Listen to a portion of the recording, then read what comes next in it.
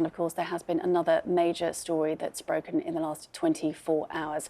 Police in Australia have named a man who went on a stabbing rampage in a Sydney shopping centre, killing 6 people and injuring 12 others, including a baby.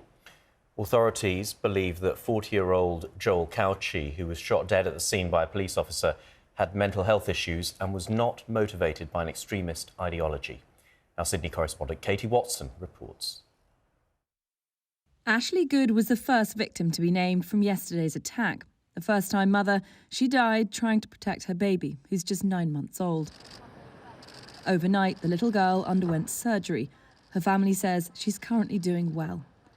In a statement, they said they were reeling from the terrible loss of Ashley, a beautiful mother, daughter, sister, partner, friend, all-round outstanding human being, and so much more. This is a nation in shock. Australians are not used to such violence. From early this morning, Sydney-siders came to pay their respects to the victims in Saturday's attack. Utter shock, disbelief. I literally had to sit down and just take a breath because I couldn't believe it. And when I saw it on the TV, breaking news, it was just realisation coming through that it actually happened. The shopping centre is still an active crime scene. There are police teams working inside and they're expected to do so until late into the night. Coroner's teams have also been working inside. I saw their vans drive away earlier. This is still very much an ongoing investigation. The attacker has been named as Joel Cauchi, and more details about his background have also emerged. At this stage, we don't know a motive. What we do understand so far is that there's no ideological motivation. We do understand that there is a history of mental health, but it will be the ongoing work of the investigators to determine what his activities were yesterday and the days before that might indicate a motive. Authorities have singled out the bravery of Inspector Amy Scott, who shot the assailant dead. Instinctive bravery of Inspector Amy Scott in those circumstances. I'm sure she'll speak for herself, but running towards the danger, I mean, exemplifying the very best of public service in this state. She's a career police officer. She's with her family today, which is important, but this state owes her an enormous debt of gratitude, and I'm sure that there's many committees to run through before someone's actually given a hero award or a bravery award, but I think we can call it. This is outstanding courage and bravery under incredibly difficult circumstances, and her actions yesterday saved many, many lives. After the panic and fear of Saturday, the New South Wales Premier says people here are now grieving, trying to come to terms with such a brutal attack. Well, Katie joins us now from the scene of the attack. Katie, hello to you. It's, 24 hours since that attack took place. So many questions still to be answered, but we do know a little more about the attacker today. That's right. I'm standing outside the shopping centre here. You can see people have been coming throughout the day to leave flowers and pay their respects to the victims. Australia woke up this Sunday feeling very shocked about what happened on Saturday afternoon. So the police have given several briefings, several press conferences, and they have, as you mentioned, named the attacker as Joel Cauchi. He was 40, from Queensland. He moved to Sydney just a month ago, and he was believed to have had mental health issues. In fact, it was his family who got in touch with authorities after they saw the footage of the rampage in at the Westfield shopping centre to be able to, and they've been working with the authorities on the case, but it's still very much ongoing. And of course, thoughts very much with the families of the 6 victims and still people recovering, including, of course, that 9-month-old baby. What more can you tell us about all those who were affected by this in attack? That's right. Ashley Good was a mother who died trying to protect her baby, 9-month-old little girl who has since gone to hospital, undergone surgery. The family has said that she is doing well, but they put out a statement talking about Ashley as an amazing mother, daughter, partner, friend, an outstanding human being overall. That is something, people here are talking about, the shock of those who died. There are still people who are unidentified, 2 people whose families do not reside here in Australia, so authorities are trying to work to be able to talk to the families of those victims. So, there's still so much that we don't know. Even, the Commissioner said that there'll be lots of questions, not everything can be answered. They're still trying to piece together exactly what happened and, more importantly, why. And Katie, we're just looking at people behind you laying flowers. Just give us a sense of how people are feeling today after such a shocking incident. I think the feeling overall is this doesn't happen in Australia. That's what so many people I've spoken to have said, that this is something, this is a safe country, that violent attacks are just not the norm, and that's really shocked people here, speaking to the community. But they talk about the community coming together. It's going to be hard in the next few weeks and few months, but they said that the community is strong, and that's something they'll overcome. Okay, Katie Watson for the moment. Thank you very much, Katie, in Sydney for us.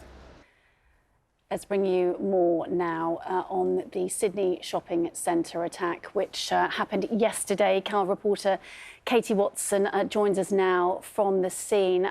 Katie, as I was saying, it's 24 hours now since this attack happened. People laying flowers behind you. The numbers have grown, it seems, since the last time we spoke to you an hour ago. Just give us a sense of the latest and also what the mood is in Sydney this morning. I think this is a country that's still very much in shock about what happened. The view from everybody I've spoken to is that this sort of thing doesn't happen in Australia. And as you see behind me, people have been laying flowers. They've come from very early in the morning to pay tribute to the victims. Now, the police have given several updates throughout the day. They've named the attacker as Joel Cauchi, and who was 40, came from Queensland, had moved to Sydney just a month ago. Now, the police are still looking, trying to find out more about the motives behind the attack. I'm at the shopping centre, which is still very much a crime scene. There's no entry. People are now being able to collect their cars that, of course, they left in the panic, and people are now allowed to go back and get them. But still, it's closed off to the public. It's still very much an ongoing investigation. They've discounted ideology as the reason behind the attack. They say that he suffered from mental health issues. They're also looking at the possibility that women were a target, given that most of the victims were women. That's one of the many lines of inquiry that is still ongoing. Yeah, Katie, let's talk about the victims. Ashley Good, a mother, died trying to protect her baby daughter. Yeah, the name Ashley Good came out very early on. Her daughter is 9 months old. She died trying to protect her. She gave her daughter to 2 men to ask them to save her. She actually was transferred to hospital. She underwent surgery throughout the night, and the family say that she is doing well. But they've also paid tribute to her mother, Ashley, saying that she was an amazing partner, daughter, sister, friend, an outstanding human being, and that's echoed throughout Australia. The names of the victims slowly coming out. Certainly, this is a country that just kind of is in disbelief, if you like, about what exactly happened, and the feeling that the safety as well. People talk about that this is going to change a community forever. But talking to the Commissioner, talking to the Premier here in New South Wales, the feeling was that the community is still very resilient. They'll get through this, but no matter what, it'll be a very difficult few weeks and months. Okay, Katie Watson in Sydney, thank you for that update. Well, that report by Katie Watson, and she now joins us from the scene of the attack in Sydney. Hello to you again, Katie. You said there in your report it's 24 hours since the attack, and people still really trying to come to terms with what happened. Absolutely, I've been here all day, and the mountain of flowers that has just got bigger and bigger throughout the day. People coming here to pay their respects to the victims. I think that people here are in shock. Everybody I've spoken to says this is just something that they don't expect to happen in a country like Australia. So there's so many questions people are wanting answers to, but of course this is still very much an ongoing investigation. Police are working, they're still working in the shopping centre to try and understand and try and get to the bottom of exactly what happened and why.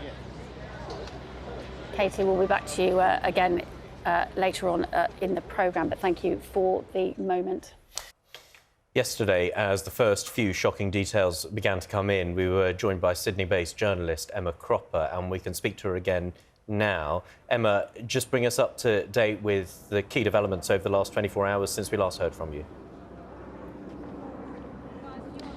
Yeah, well, in just the past few minutes, actually, we've been given a statement from the family of Joel Cauchi. They've come out saying that what happened inside this mall here yesterday afternoon was truly horrific, and they've sent a message to the New South Wales Police as well, saying that they extend their condolences to that they've been thinking of the police force, in particular that officer that shot and killed Joel Cauchi, expressing their concern for her welfare.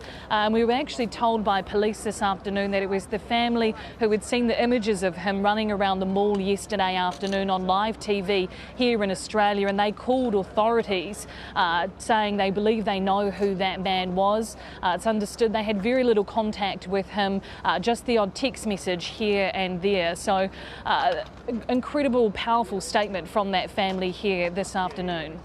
And of course, Emma, we've been hearing, as you say, more about the attacker, but also about his victims. One name that has particularly been raised is Ashley Good, who it's said was killed while she was protecting her young baby.